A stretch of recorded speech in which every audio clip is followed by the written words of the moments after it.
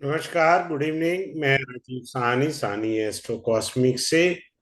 आज का हमारा वेबिनार जो है वो चाइल्ड बर्थ के ऊपर है।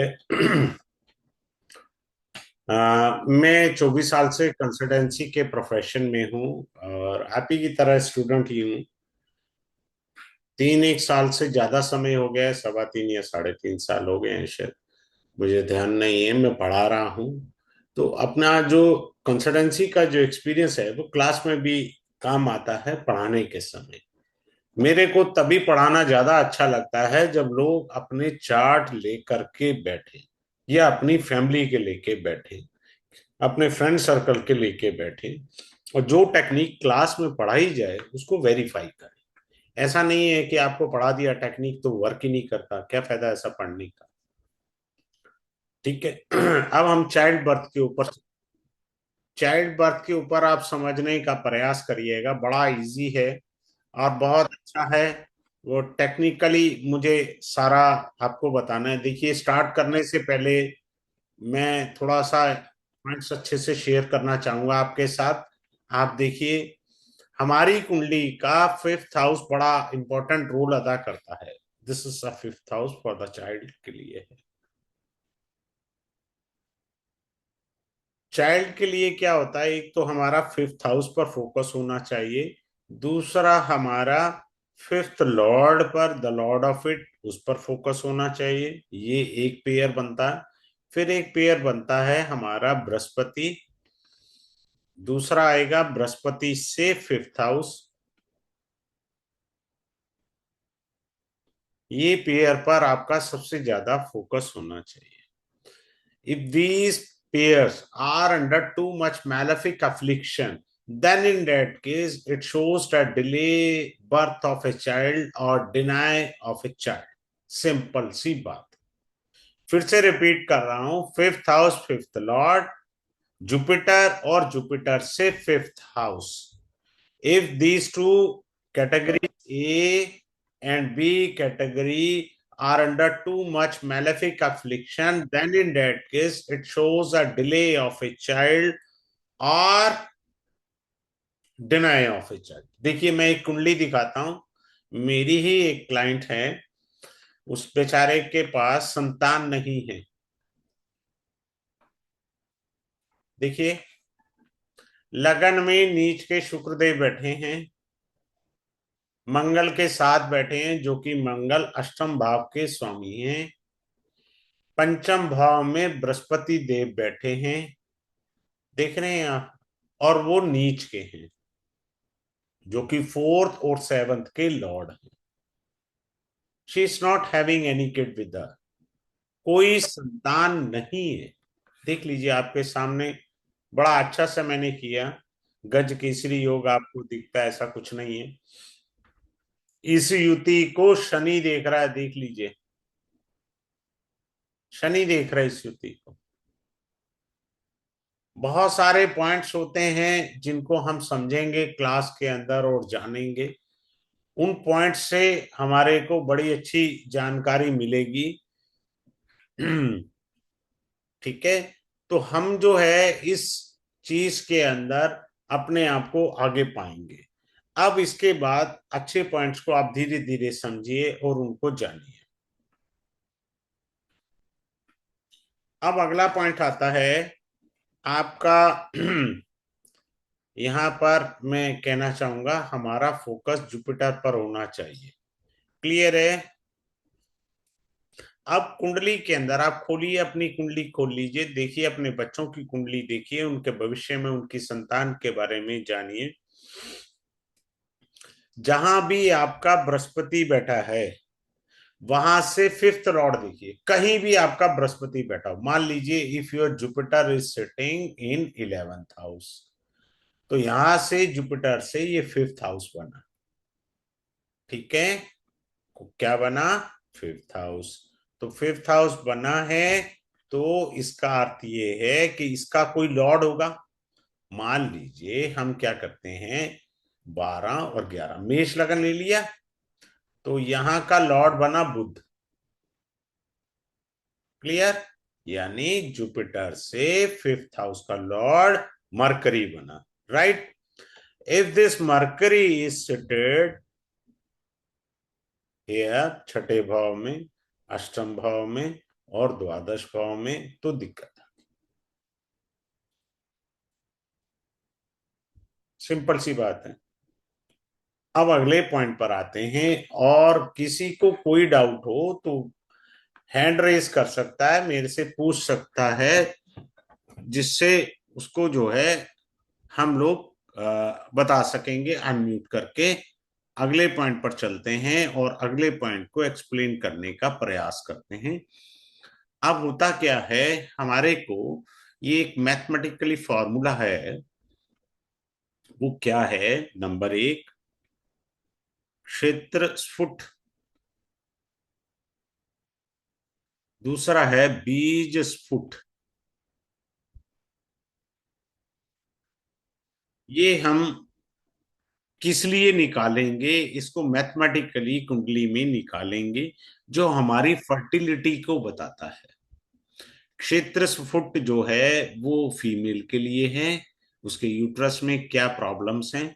20 फुट जो है वो स्पर्म्स काउंट्स के बारे में बताएगा। ठीक है, इसको हम मैथमेटिकली निकालेंगे और इसको समझेंगे। अब आ जाइए, अगर ये क्षेत्र फुट 20 फुट, 20 फुट से ज्यादा ये क्षेत्र फुट को हम ले रहे हैं। अब इसको हमें D1 चार्ट के अंदर, D1 चार्ट में देखेंगे कि क्या ये क्षेत्र फुट D1 चार्ट में फिफ्थ लॉर्ड से, जो भी आपका फिफ्थ लॉर्ड होगा D1 कुंडली में से 6, 8, 12 हाउसेस में अगर है, तो आपको जो बच्चा नहीं हो रहा है वो पूर्व जन्म की समस्या है। हम जितने मर्जी उपाय या टोटके कर लें, उससे होने का कुछ नहीं है, कोई फायदा नहीं है, wastage of money time. Fault कहाँ है? पूर्व जन्म में आपने कुछ ऐसी गड़बड़ करी है कि आपको जो है संतान प्राप्ति में दिक्कत आई। क्लियर है? अब आगे चलते हैं। मान लीजिए किसी की कुंडली में D1 चार्ट, लगन कुंडली में राहु बैठा है, ठीक है, और मंगल की दृष्टि आ रही है, कहीं से भी आ जाए, या आप कह दीजिए मंगल बैठा है, राहु की दृष्टि आ जाए। मान लीजिए किसी का मंगल बैठा है, तो राहु लगन में बैठा है, ठीक है, या राहु यहां है, तो पूर्व जन्म में आपने सर्प की हत्या की थी, इसलिए आपको पुत्र रतन नहीं आएगा। पुत्र रतन प्राप्ति में आप, you are carrying the curse of sarp dosha, because you have killed a snake in the previous birth, so you are not getting a male child in this birth. The reason behind of it. और याद रखिएगा, श्राप को इतना easily reveal कर देना या इतना इजीली आप उस चीज की रेमेडी कर लेंगे, ये इतना आसान नहीं है भाई साहब। It takes time, it takes time. तो हमें जो है एक जो चीजों को समझना है वो समझ के ही हमें आगे चलना है। अब अगले पॉइंट पर आते हैं और उसको समझते हैं। आगे चलते हैं अगले पॉइंट पे, कि हमारे 16 संस्कार है। आपके पास पंचांग हो ना, तो आप उसे खोल के देखिए। 16 संस्कार होते हैं हमारे, इसमें पहला संस्कार हमारा गर्भाधान का होता है। गर्भाधान, हाउ टू कंसीव। ना तो कोई शर्म के मारे पंडित जी से पूछता है, ना आप जो है पंडित जी बताते हैं आप। हमारा पहला संस्कार गर्भाधान संस्कार है, how to conceive. This is the most important part, हमको पता ही नहीं है। अब मैं आपको बता रहा हूं, बड़ी अच्छी बात, बड़े ध्यान से सीखिए। अब जो लोग कहते हैं ना हमारी संतान में ये दोष है वो दोष है, भैया फॉल्ट तुम्हारा है, संतान का नहीं है। किसी भी देवी देवता की जयंती हो, किसी भी देवी देवता की या देवता तुल्य हो, जयंती हो, और या श्राद्ध पक्ष हो, ठीक है, या श्राद्ध पक्ष हो, अगर किसी फीमेल ने कंसेप्शन कर लिया, मीटिंग कर ली, तो भूत प्रेत ही पैदा होने घर में, इंसान नहीं पैदा हो सकता। कन्या होगी तो चुड़ैल है, ये समझ लीजिए आप। तो क्या पैदा होगा और क्या नहीं पैदा होगा वो आपको पहले ही पता लग गया। आप ऐसे किसी भी त्योहार पर आपने ये सब कृत्य नहीं करने हैं। अगले पॉइंट पर चलते हैं। तो गलत संतान उत्पन्न होगी। अब अगले पॉइंट को समझिए बड़े आराम से और उसको जानिए। अब देखिए हमारा क्या होता है, फीमेल को पीरियड्स होते हैं। पीरियड्स के अंदर फर्स्ट 4 डेज को आप नेग्लेक्ट कर दीजिए, इसको जीरो मानिए, यहां तक स्टॉप है, ठीक है, या ये कह लीजिए। उसके बाद जो तिथि आएगी, नवमी तिथि, ये तो 4 तिथि तो खत्म हो गई ना, 4 तिथि हैज बीन ब्लॉक। उसके बाद पंचमी, छठी, सप्तमी, अष्टमी, नवमी। नवमी तिथि या त्रयोदशी तिथि को कोई फीमेल मीटिंग करती है तो उसको पुत्री प्राप्त होगी, यानी कन्या रतन उत्पन्न होगा उसको। सिंपल सा पॉइंट है। अब अगला पॉइंट बताते हैं आपको। अगला पॉइंट क्या है, सिंपल सा है।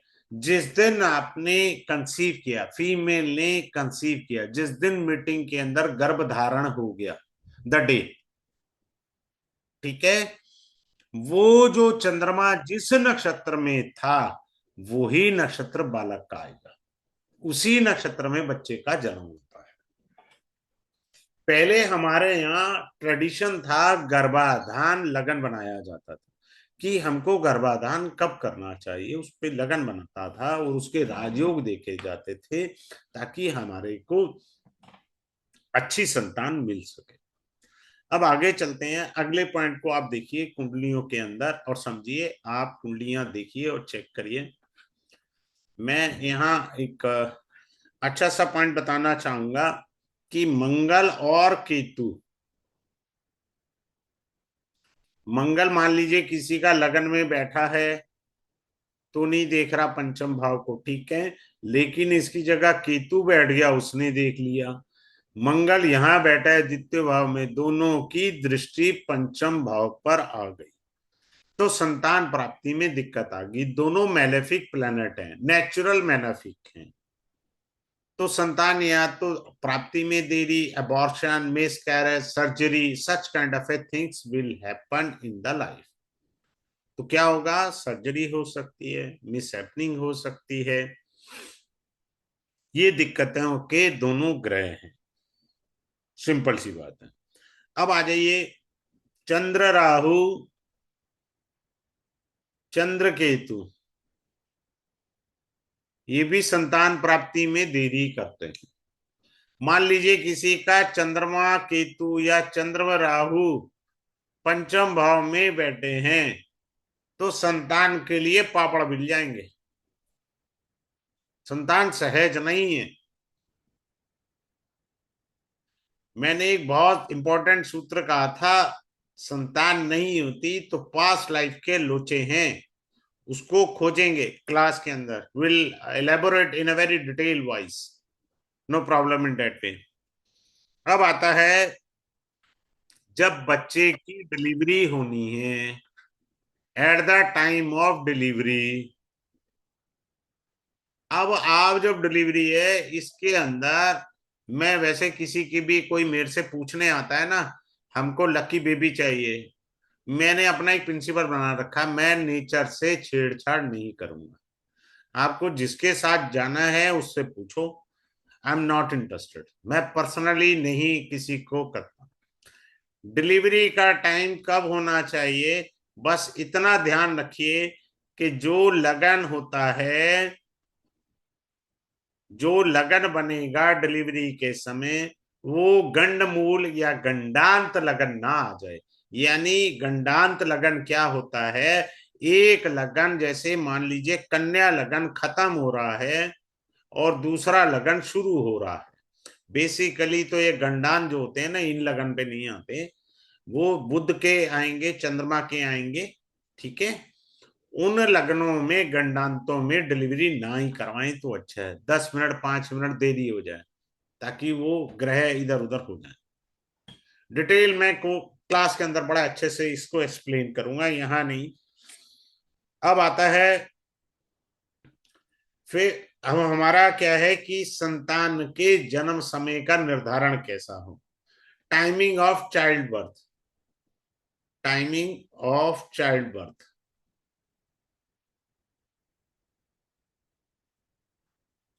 हमें क्या देखना है, पहला सेट है हमारा फिफ्थ हाउस, फिफ्थ लॉर्ड। दूसरा सेट है हमारा ninth house, ninth Lord. Ninth house क्यों लिया, क्योंकि वो पंचम से पंचम है, इसलिए हमने नाइन्थ हाउस और नाइन्थ लॉर्ड ली। अगर पाप या मैलेफिक एफ्लिक्शन में ये दोनों आ गए तो चाइल्ड बर्थ में देरी कर देंगे उस समय, सिंपल सी बात। Fifth house, fifth lord, ninth house, ninth lord, if they are under malefic affliction due to the gochar, due to the transit, so they may gives you delay in the childbirth. Simple सा बात है। अगर natal में भी है तो अब आपको जो है चाइल्ड बर्थ में वैसे भी देरी आएगी। अब एक बात याद रखिए, फर्स्ट मैरिज जो होती है वो लगन और सेवंथ हाउस है हमारा। हम जब कहते हैं जी सेकंड मैरिज हमारा नाइन्थ हाउस है, मान लिया जी। अब ये जब सेकंड मैरिज किसी की हुई है तो उसके चाइल्ड बर्थ के रूल डिफरेंट होंगे, सेम रूल नहीं लगेंगे भाई साहब। चाइल्ड बर्थ पर डिफरेंट रूल अप्लाई होंगे। If the person is in second marriage, no rule will be applicable as we are using in the child birth. यहां meaning बदल जाएगा। अब अगले पॉइंट पर आते हैं। अब होता क्या है कि हमने संतान की देखभाल किस ढंग से की। वो आजकल क्या है कि माइक्रो फैमिली हो गई है, छोटी सा परिवार हो गया। वाइफ अलग झंझट में फंसी है, ऑफिस के हस्बैंड अलग फंसे हैं, बच्चा अलग फंसा है, सास ससुर का अलग झगड़ा चल रहा है। तो हमने अपने बच्चे की परवरिश पर फोकस नहीं किया। अब बच्चा बड़ा हो रहा है, युवा हो रहा है, तो माँ बाप पता क्या आके पूछते हैं, क्या जी हमारे बच्चे हमारी सेवा करेंगे। भाई पहले तेने तो देख ले कैसी सेवा करी।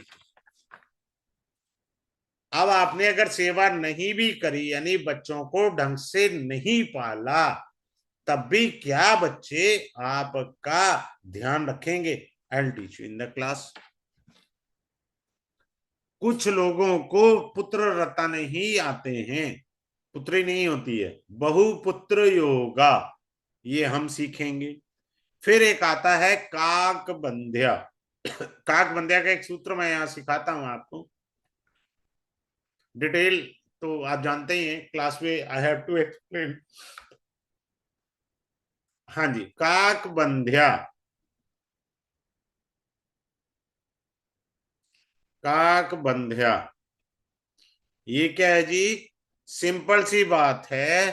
पंचम भाव का स्वामी नीच का होकर के छठे, आठवें और 12वें भाव में बैठ जाए, ठीक है।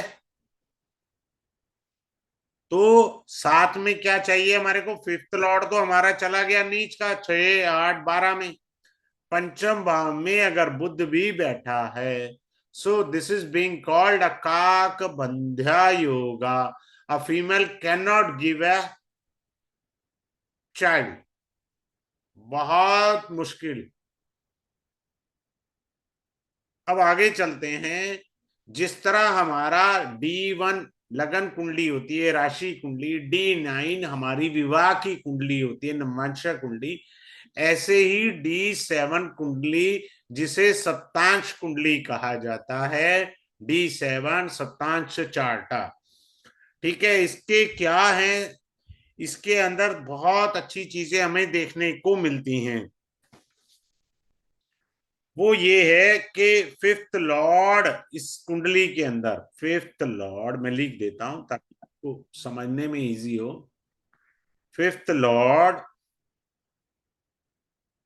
ठीक है, अगर कंबस्ट है, किसी मेलेफिक प्लेनेट के साथ बैठा है, या 6, 8, 12 में चला गया, तो संतान प्राप्ति में दिक्कत आ गई। सिंपल सी बात। आप अभी अपनी कुंडली में चेक करिए कि D7 में, आप शेयर कर सकते हैं, लगन में और फिफ्थ हाउस में जो ग्रह बैठे हैं, क्या उन्होंने आपको संतान दी अपनी दशाओं में? I repeat it again for you. The planets which are sitting in the Lagna of the D7 or in the fifth bhava during their dasha, whether they have given you the child. आप देखिए, क्या उन्होंने संतान दी है आपको? संभावनाएं प्रबल होती हैं। अब अगले पॉइंट पर आते हैं। D7 के अंदर अगर D7 के लगन में, इन द लगना, D7 के लगन में, यहां लगन में पापी ग्रह बैठ जाएं, if the malefic planet are being seated in the lagna of D7, simple सी बात है, आपके पास वही संतान आएगी जिसका पूर्व जन्म में आपने कर्जा उतारना है, ऋणानुबंधन। कौन सी संतान आएगी आपके पास? ऋणानुबंधन वाली। The malefic planet sitting in the lagna of the D7, उस ग्रह की दशा में जब भी संतान आएगी, ऋणानुबंधन वाली है। आपने उसका कर्ज लिया था इस जन्म में, वो आपके यहाँ संतान रूप में आई है और उसका कर्ज आपने चुकाना है। सिंपल सी बात है। अब अगले पॉइंट पर चलते हैं। इसको हम हटा देते हैं, नहीं तो कंफ्यूजन बन जाएगा। अगला पॉइंट क्या है? योग्य संतान कैसे पता लगेगी हमारे पास योग्य संतान? वो हमारा बीज और क्षेत्र सुफुट बताता है। अगर बीज और क्षेत्र सुफुट having no malefic affliction in the D7 chart, तो वो जो संतान पैदा होगी आपके घर में, वो योग्य संतान आएगी। आई रिपीट, बीज और क्षेत्र सुफुट वाले ग्रहों पर, कुछ ग्रह निकलेंगे ना बीज और क्षेत्र सुफुट से, तो उन ग्रहों पर क्या है? सिंपल सी बात है, अगर पाप प्रभाव नहीं है तो क्या होगा? क्या होगा? उच्च कोटि की संतान, नाम रोशन करने वाली संतान आएगी। सिंपल सी बात है। अब अगले पॉइंट पर चलते हैं। अगला पॉइंट क्या है? Adoption of a child. Adoption, adoption में क्या रूल आते हैं? फिफ्थ लॉर्ड, क्लियर है? ये D1 चार्ट के अंदर पहले लेंगे। फिफ्थ लॉर्ड अगर लगन से 12th हाउस है, फ्रॉम लगना, फ्रॉम लगना अगर वो 12th हाउस में है, कौन है? Fifth Lord. अब आ जाइए, हमें आना है D7 पर। लगना लग्नेश, लगना Lord, fifth Lord, ninth Lord, अगर पाप प्रभाव में है तो ऐसा इंसान एडॉप्शन की तरफ चला जाता है। आई रिपीट, D1 कुंडली में फिफ्थ हाउस का लॉर्ड 12वें घर में बैठ जाए, ये तो हो गया D1 में।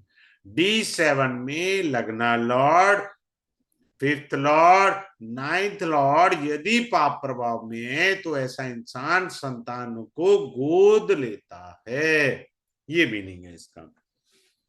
अब आगे चलते हैं, बड़े ध्यान से सीखिए। कुछ लोग कहते हैं जी हमारी जुड़वा संतान हुई। जुड़वा संतान का रूल क्या है? मंगल, शुक्र और चंद्रमा ये द्विस्वभाव राशि में होने चाहिए। द्विस्वभाव, द्विस्वभाव राशि कौन सी है? 3 6 9 12, ये ड्यूल साइन है। और ये बुध जो है इनके 7th हाउस में हो ताकि इसकी दृष्टि आ सके, तब आपको जुड़वा संतानों का योग होता है। सिंपल सा रूल है। रूल तो बहुत सारे हैं, पर मैं कुछ एक रूल के बारे में बता रहा हूं। सबसे बढ़िया एक क्षेत्र स्फुट है, और वो जो मेरी डायमंड वाली चीज है जिसे मैंने पढ़ाना है, बहुत से लोग पैसा बर्बाद कर लेते हैं आईवीएफ पर। I will teach you IVF कब सक्सेस होगा। ये सक्सेस कब होगा? आईवीएफ बहुत इजी है। It take just a minute भी नहीं लगेगा मुझे आपको एक्सप्लेन करने में, आप करवाते रहो आईवीएफ। क्योंकि हम आईवीएफ पे जाते हैं लेकिन गलतियां कर देते हैं, और आईवीएफ सक्सेसफुल नहीं होता। जो संतान होती है वो हमारा डीएनए होता है। मान लो सूर्य शनि आपकी कुंडली में इकट्ठे हैं,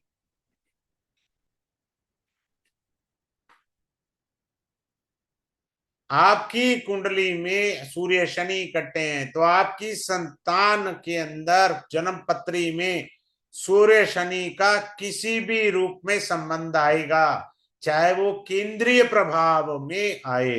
केंद्रीय प्रभाव का मतलब है सूर्य लगन में है, शनि चतुर्भाव में है, या शनि दसम भाव में आएगा। ये नहीं हो सकता ना आए। ये जीन्स के अंदर के पॉइंट्स हैं, वो आएंगे ही आएंगे। क्लियर है? अब जैसे मैं एग्जांपल देता हूं, सूर्य यहां बैठा है, शनि यहां बैठा है, ये मान लीजिए पिता की कुंडली है, तो पुत्र की कुंडली में सूर्य और शनि का केंद्रीय प्रभाव वाला योग आएगा ही आएगा। हो ही नहीं सकता। चेक कर लो आप अपने चार्ट के अंदर अभी हाल ही में जिनके सूर्य शनि के संबंध है, सवाल ही पैदा नहीं होता ना आए। अगले पॉइंट पर चलते हैं और समझाने का। आईवीएफ की बहुत जबरदस्त टेक्निक है, that will I will reveal in the class. अब आता है, मेरे को क्या बच्चों से परेशानी होगी? सिंपल सी बात है, बच्चों से परेशानी का अर्थ है जहां भी आपका वीनस बैठा है, वहां से 5th हाउस में सैटर्न बैठा हो, you will face problem from your kid. If Venus and Saturn having Pancham Navam combination in your chart, then in that case you will face problems from your kids. या तो संतान नहीं हो, संतान प्राप्ति में देरी हो, संतान हो तो वो आपको सिवाय परेशानियों के और कुछ ना दे सके। अब अगले पॉइंट पर चलते हैं, वो है पिता पुत्र में संबंध शत्रुवत है या मित्रवत है? माता पुत्र में संबंध मित्रवत है या शत्रुवत है? अब एक और अच्छी चीज बताता हूं, जबकि ये मैं पुनर्फू वाले कोर्स में पढ़ाता हूं। Suppose someone is having Shani and चंद्रमा, जो भी बच्चा इस युति में पैदा होता है पूर्व जन्म में माता का कर्ज लेकर आया है, जो इस जन्म में उसे चुकाना है। Is carrying the karz from the previous birth by serving her mother in this birth। Simple सी बात है। इसका दूसरा नाम उद्रस साढ़े साती भी है। सिंपल सी बात समझ लीजिए, उद्रस साढ़े साती भी कहते हैं इसे। उद्रस उदर शब्द का अर्थ होता है पीठ, स्टमक माता का। तो जब बच्चा माता के गर्भ में था तो साढ़े साती, इसलिए इसका नाम वैदिक एस्ट्रोलॉजी में उद्रस साढ़े साती भी है। अब आ जाइए, ये कोर्स कल 11 को स्टार्ट होगा, रात 9:30 बजे। डेली बेसिस पर क्लास रहेगा, डेली बेसिस पर मंडे टू फ्राइडे। ठीक है, मंडे टू फ्राइडे ये क्लास रहेगा आपका, और ई सर्टिफिकेट मिल जाएगा आपको। ई सर्टिफिकेट हो जाएगा जिनको चाहिए, और रिकॉर्डिंग लाइफ टाइम के लिए मिलेगी आपको, लाइफ टाइम के लिए आ जाएगी। फीस का बिल्कुल मैंने नॉमिनल रखा है 2345। जो कोई आपको आईवीएफ 2345 में कराता है जरूर करना। मैं यहाँ ठोक रहा हूँ दावा, आईवीएफ टेक्निक 2000 कोर्स में कोई नहीं करा सकता। That is the most important part. You will learn the IVF technique, आपके लाखों रुपए बचते हैं। मेरे पास एविडेंस के लिए दो फैमिली हैं जिनके दोनों के बेटे हुए थे। मेरे पास दो क्लाइंट हैं जिन दोनों के बेटे उत्पन्न हुए, दो बार आईवीएफ फेल हुआ उनका। ये सदैव आपने समझना है आईवीएफ के टेक्निक।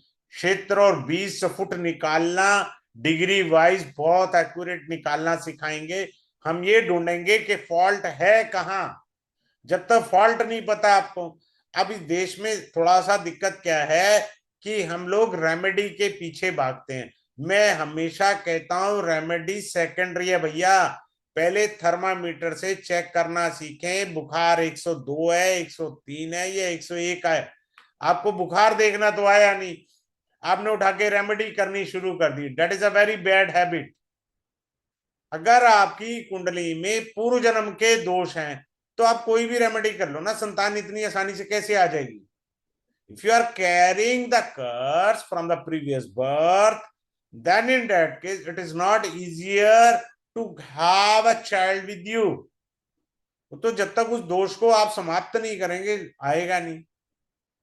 ठीक है, किसी की कोई क्वेरी है अनम्यूट करके मेरे से पूछ सकते हैं। anyone who's having a query can unmute himself। मेरे से पूछ सकते हैं। चलिए ठीक है, have a good day, class में मिलते हैं। Thanks a lot once again.